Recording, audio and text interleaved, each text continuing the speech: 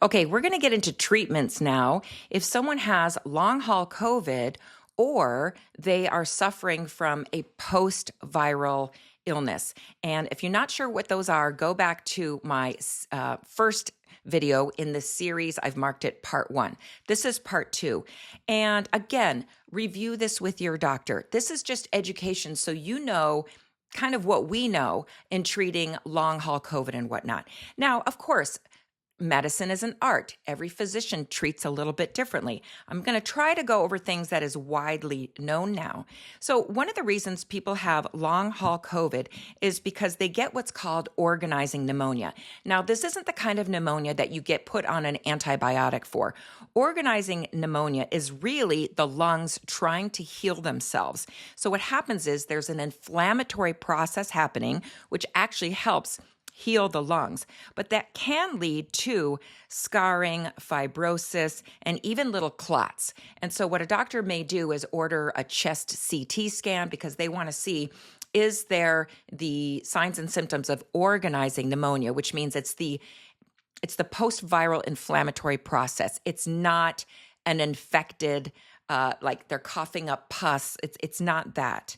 It's very different. And the treatment of that, of course, would be steroids. And sometimes people have to be on steroids for weeks for this.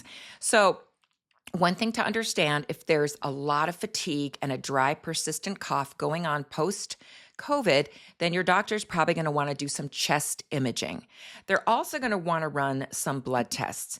And what we know, this would be the full, complete lab work for someone that we suspect with long haul COVID or a post-viral sequelae where they're having fatigue. Again, refer to my other video. So we're going to do a CBC, a CRP, a ferritin, possibly a D-dimer to rule out a blood clot like in the lung, a cortisol, thyroid function test, a hemoglobin A1C, because that's looking at the last 3 months of what the blood sugar was, probably a vitamin D level.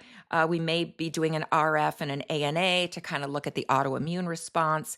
And we may even look at maybe reactivated viruses like we could do an EBV. Again, I talked about Epstein-Barr on my last video, herpes and cytomegalovirus testing. So that's, I'd probably throw in a complete metabolic panel. I'm throwing that in too. So that's kind of what lab work would look like. As far as imaging, yeah, a chest CT, probably a good idea. At the very least, a chest x-ray. And then if there's neurologic problems, possibly a brain MRI. I mean, and even some doctors will run an echo. Okay, so now we're getting into, now if the doctor knows, is it bacterial pneumonia? Is it organizing pneumonia where there's just a large inflammatory process going on? Again, 2 different things. So there's a first-line therapy. A lot of doctors will use, I'll call it vitamin I, but I think enough of us now know about ivermectin.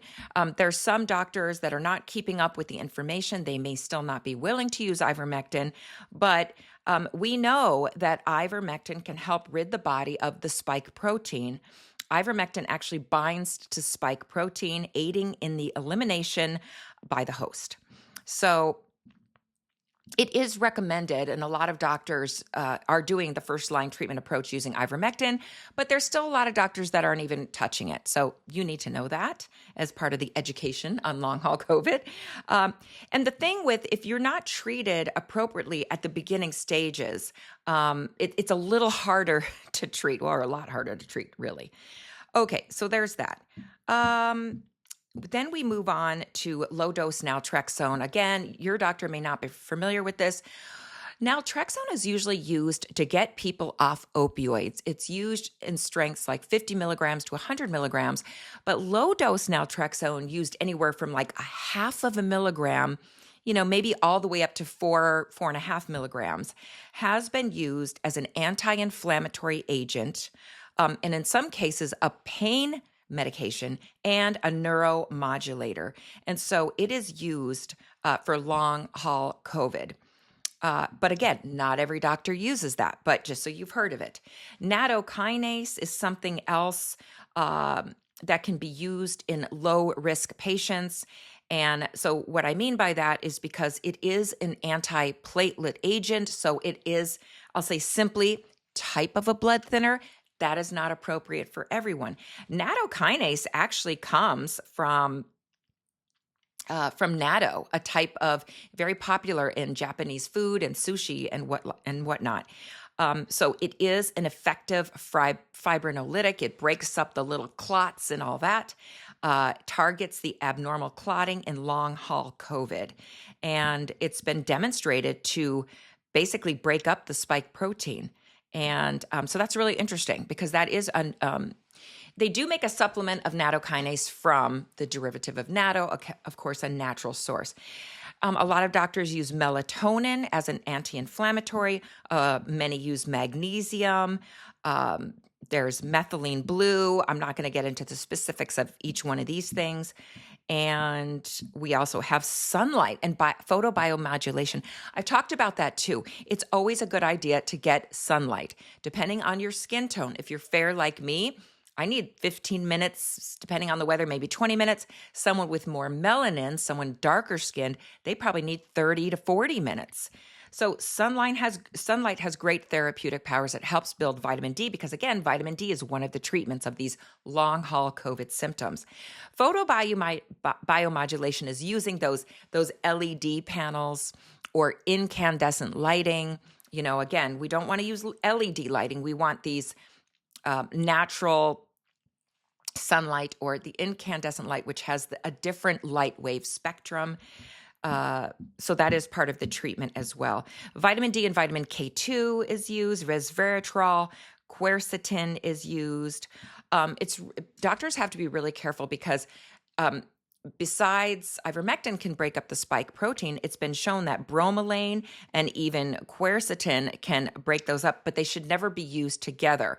So doctors have to use, like if they're going to use ivermectin, that's done in the morning, and say quercetin and bromelain is used in the evening. So the doctor has to understand each one of these properties if they're going to use them. Very important with probiotics and prebiotics as well, omega-3 fatty acids, N-acetylcysteine. I've talked about that at length in my office anyway, because N-acetylcysteine is really, really helpful for the lungs because it creates glutathione in the body, which creates a potent immune modulating mechanism, works like an antioxidant and whatnot. Now, oral glutathione is not usually recommended. It's poorly absorbed. And again, NAC used with even vitamin C together has this great enhancing effect, but NAC should not be taken every day, all day, forever. It's used in a treatment course. And then there's great amino acids like arginine and L-citrulline. There's blends of amino acids, but thyroid patients have to be very careful because some amino acids blends can disrupt their TSH levels. Their thyroid medicine may not work as well, but so you have to be very careful using amino acids. That's why you have to work with a doctor that understands how to treat long haul COVID. Nigella sativa is another oil that's used. And yeah, we talked about vitamin C, oxygen therapy. I mean, I don't really send people for HBOT or hyperbaric oxygen therapy because it's expensive. There are lately, I don't know if you saw on the news, like a couple of these oxygen chambers blew up because they weren't using, you're using pure oxygen that is very flammable. And so, I worry about things that have a high risk. And some doctors will use low-dose corticosteroid or steroid therapy for their long-haul COVID patients. So in a nutshell, do you see how there's so much that goes into treatment?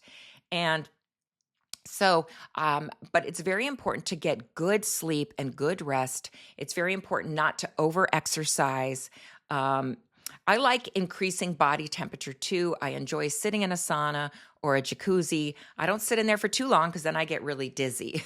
And I don't ever think it's a good idea to do everything at once. Like everything I listed that you want to talk to your doctor about, don't do the whole kitchen sink. I'm always one of those go low and slow, one treatment modality at a time, and then you layer on the next one. And that way, for your body what's working and what's not. Like I said, with amino acids, not everyone can do those, especially if they're on thyroid medicine. Okay, so that was this chapter on long haul COVID. This was the second part of the series. And I kind of think that really, I don't know. I think we'll just keep it at the a 2-part series. I think that's enough. In case you have questions or comments, I may do a series 3 to answer all the questions. So if you have some, comment below. And again, do not run out and do these treatments. This is for educational purposes only, to discuss with your provider, your doctor about, because again, not everyone can handle doing these. So again, I say, this is not for you to run out and do. Please talk to your doctor first. This is for education only. Thanks for being here at Vitalize Health Partners. Questions below.